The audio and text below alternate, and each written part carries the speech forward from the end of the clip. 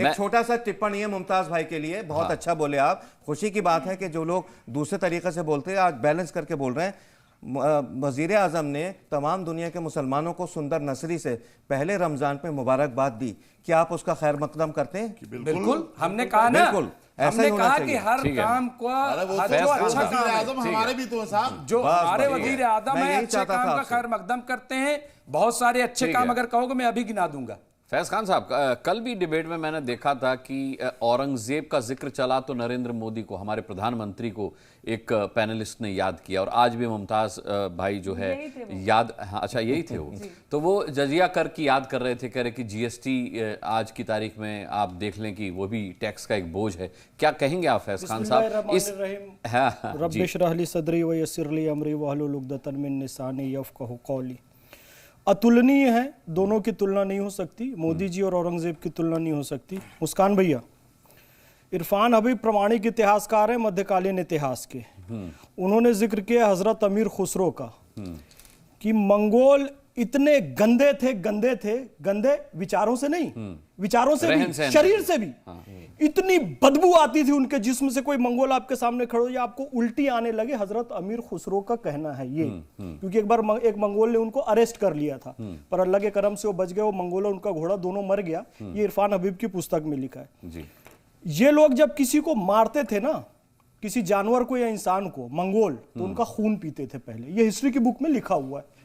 ऐसे क्रूर लोगों के वंशज मंगोल से ही आए हैं मुगल, उन्हीं के वंशज हैं। तो वो क्रूरता आगे भी दिखती रही कि अपने सगे भाई को, दारा शिकोह को नग्न करके खुली हाथी की पीठ पर बांध के तपती हुई दोपहरी पर पूरी दिल्ली में घुमाया गया। इतना ही नहीं, सूफी सरमद, चूंकि वो भी उपनिषद और रहस्यवाद को मानते थे, बिन पद चले सुने, बिन काना कर, बिन कर्म करे, विधिन आना आनंद रहित सकल रस भोगी, बिन बानी बक्ता बड़ जोगी, अहम ब्रह्मास्मि, इस विचार को वो मानते थे। तो केवल उपनिषद का समर्थन करने, दारा शिकोह का समर्थन करने के लिए सूफी सरमद को जामा मस्जिद की सीढ़ियों पर कत्ल किया गया। उनकी गर्दन को धड़ से अलग किया गया। आज भी उनकी मजार वहां पर मौजूद है। औरंगजेब ने किया। केशव राय मंदिर को तोड़ा। आज भी वहां पर कृष्ण जन्मभूमि का विवाद है, उसके पीछे कारण औरंगजेब है। इनकी तुलना कभी भी प्रधानमंत्री श्री नरेंद्र मोदी से नहीं की जा सकती, जो रोजे इफ्तारी में भी कहते हैं, मुबारकबाद देते हैं, ईद और दिवाली में भी मुबारकबाद देते हैं। तो ऐसे प्रधानमंत्री की तुलना औरंगजेब से नहीं की जा सकती। औरंगजेब मंगोलों का वंशज है, जिन्होंने क्रूरता और अत्याचार की सीमा पार की। और बात यदि कही जाए, अकबर की 5000 रानियां किससे निकाह किया, किससे नहीं किया, कोई नहीं जानता है। जो है न की जाए, सच्चाई छुप नहीं सकती बनावट के उसूलों से, कि खुशबू आ नहीं सकती कभी कागज के फूलों से। झूठ की राह पे चलने वालों, सच बोल के दिखाओ तो कोई बात बने, और आईना तोड़ने से क्या फायदा। दाग चेहरे के मिटाओ तो कोई बात बने, दाग चेहरे के मिटाइए, आईना फोड़ने से कुछ नहीं होगा। औरंगजेब के सामने मोदी जी को खड़ा करने से कुछ नहीं होगा। मोदी जी का कद बहुत ऊंचा है। आईना मत फोड़िए, चेहरे के दाग मिटाइए। मोदी जी हैं, चेहरे के दाग मिटाइए। आज के बादशाह ये जो आप डिबेट देख रहे हैं, इसी तरीके का तर्जुमा तो हम पूरे देश में देख रहे हैं, और इसी के लिए कहा जा रहा है मुगल वर्सेस मुसलमान हो गया। क्या आप मानते हैं कि देश में मुगल वर्सेस मुसलमान चल रहा है? नहीं मुस्कान भाई, हम नहीं मानते।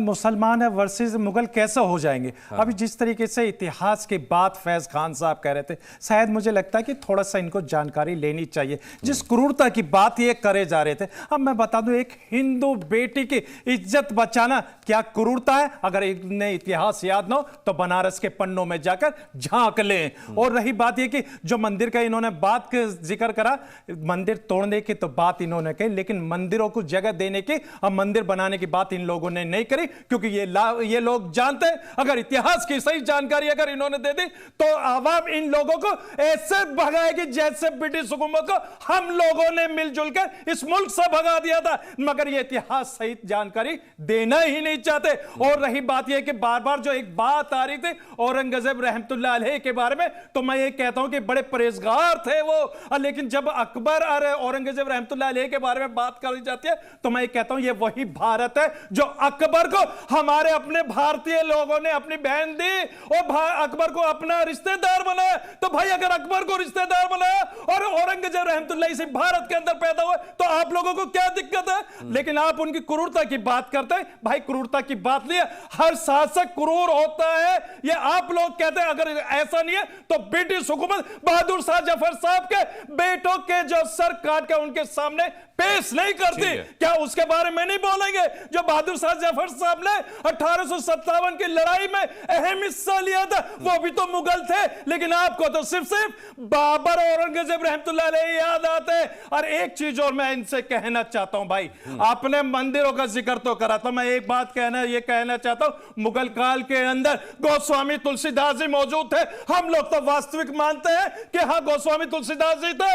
अगर आप लोग काल्पनिक मानते तो बता दीजिए, गोस्वामी तुलसीदास जी ने कभी भी यह जिक्र नहीं करा कि हाँ देख लीजिए मंदिर तोड़कर मस्जिद बनाई गई। गोस्वामी तुलसीदास जी ने कोई से भी ग्रंथ में इस बात का जिक्र नहीं करा। जब उन्होंने नहीं जिक्र करा तो हम तो वास्तविक मानते हैं। भाई उन्होंने रामचरितमानस में लिखे, तो आप बता दीजिए गोस्वामी तुलसीदास आपकी नजर में वास्तविक है या काल्पनिक है? इस सवाल का जवाब आप हम लोगों को दीजिए ताकि देश को पता चले कि आईना देखने के बाद कितना खूबसूरत चेहरा उसके सामने आता है। ठीक है, वाह वाह वाह। स्वामी तुलसीदास जी अब्दुल रहीम खान खाना अकबर के समकालीन है, औरंगजेब उनके बहुत बाद आए हैं, तो उनकी क्रूरता का वर्णन गोस्वामी तुलसीदास नहीं कर सकते, ये निवेदन है। नहीं, मैंने तो मुगल काल की बात करी है, मुगल काल की। अरे मुगल काल, अरे मुगल काल 1526 से 1707 180 साल का है बस। इसमें जिक्र होलकर की अहिल्याबाई रानी का भी आना चाहिए कि जिन्होंने बहुत सी मस्जिदें बनाई और बहुत सी मस्जिदों के लिए उन्हें फंड दिया उन्होंने। ठीक है, मिली जुली हमारी साझा विरासत है। सही बात आपने, यही सब बात है, ये सब कहना चाहिए था। जो सही है कह रहे हैं, जो सही है वो नहीं तो इस बात को कहनी चाहिए। बड़े धैर्य और संयम के साथ अंबर जैदी सबको सुनती रही हैं। अब मैं उन्हें डिबेट में ला रहा हूं, तो मैं निवेदन करूंगा कि आप भी उन्हें उसी धैर्य और संयम के साथ सुनिएगा, उन्हें बात पूरी करने दीजिएगा। अंबर जैदी, आपसे जानना चाहता हूं, मुसलमान क्यों बटे हुए हैं औरंगजेब के नाम पर? कोई उसे क्रूर मान रहे हैं, कोई कह रहे हैं कि वो बड़ा भला मानस था। ये बिखराव क्यों है मुसलमानों के अंदर औरंगजेब को लेकर? देखिए, मैं तो कहीं पे भी मुसलमानों में औरंगजेब को लेकर बिखराव नहीं देखती, सिवाय अगर आप शिया समुदाय की बात करें, क्योंकि औरंगजेब ने शिया समुदाय पर मुहर्रम मनाने के लिए पाबंदी लगाई थी और जितने भी शिया शासक थे या फिर नवाब थे, उन सबको उठाकर जबरन धर्म परिवर्तन कराने की कोशिश की थी। सिवाय उनके बाकी सारे मुसलमान औरंगजेब को एक ही तरह से मानते हैं। और यहाँ पर जो डिवाइड और डिबेट शुरू होती है जब औरंगजेब रजी अल्लाह ताला अन्हु या रहमतुल्लाह अलैह कहा जाता है, बाकी बहुत सारे मुगल शासक है, किसी और के नाम के आगे तो इन्होंने रहमतुल्लाह अलैह नहीं लगाया। देखिए, मैं इस तरह से बात नहीं करूंगी क्योंकि मैं सबकी बात सुन रही थी, मेरी बात पूरी करने का मौका दिया जाए। अब बात यही है ना कि जब आप सारे मुगल शासकों को कहते हैं कि वो मरहूम है, मरहूम के आगे ये टाइटल लगाया जाता है, तो अकबर, बाबर, हुमायूं के आगे रहमतुल्लाह अलैह क्यों नहीं लगाया जाता, रजी अल्लाह ताला अलैह क्यों नहीं लगाया, सिर्फ औरंगजेब के आगे क्यों लगाया जाता है? इसके पीछे की मानसिकता ही दर्शाती है कि आप औरंगजेब को क्या समझते हैं। और जब आप ये टाइटल लगाकर औरंगजेब का नाम लेते हैं तो आप खुद दिखाते हैं कि आपके हीरो कौन है और आप किस आधार पर अपने हीरो चुनते हैं। उसके बाद आप एग्जाम्पल दे दे ब्रिगेडियर उस्मान का, वीर अब्दुल हमीद का, और या फिर आप कितने ही एग्जाम्पल ले आए, आप जाकर समाज में पूछ लीजिए, जहां पर आपके रिपोर्टर्स गए होंगे उन बच्चों से आप ये 4-5 नाम ले दीजिए, कितने बच्चे इन लोगों के बारे में जानते हैं? 90% बच्चों को इनके बारे में नहीं पता होगा, क्योंकि हम इनको हीरो नहीं मानते। उनको लगता है कि ये तो दीन से खारिज लोग थे। आपको पता होगा एपीजे अब्दुल कलाम के जनाजे में कितने लोग थे। दूसरी तरफ आप आतंकियों के जनाजे देख लीजिए, लाखों के लाखों लश्कर चले जाते। यही दर्शाता है कि हम किसको हीरो मानते हैं अपने दिल से। मजबूरी में एक प्लेटफॉर्म पर आकर हम बहुत अच्छी अच्छी बातें करें कि ये साझा विरासत, साझा सियासत और पता नहीं क्या क्या है, ये सिर्फ ढकोसलेबाजी है। जब तक इस तरह की ओपन डिबेट्स होकर हम औरंगजेब जैसे क्रूर बादशाह को हम बिना बायसेस के साथ क्रूर कहना नहीं शुरू करेंगे, तब तक इतिहास नहीं इस बात को माफ नहीं करेगा। दूसरी बात, जो लोग कह रहे हैं कि मंदिर बनवाए, दान दिया, ये किया, ये सारी चीजें राजनीतिक स्ट्रेटेजी के तहत हिस्सा होती हैं। ये कोई उदारवादिता का हिस्सा नहीं था, ये उनके अपनी स्ट्रेटेजी का हिस्सा रहा होगा। जबरन धर्म परिवर्तन उनकी स्ट्रेटेजी का हिस्सा रहा, जहां पर जिस शासक से, कोई छोटा राज्य से कहीं से कोई फायदा होगा, उनको खुश करने के लिए एक मंदिर बनवा दिया होगा, उसका एग्जांपल फिरोजबख्श साहब ने भी दिया। तो ये सारी बातें आप मीठा मीठा उठाकर आप दिखाएं कि क्रूर आदमी क्रूर नहीं था, क्रूर एक स्ट्रेटेजी का हिस्सा था। पीएम ने दी तो क्या है ये? सुनिए, मैं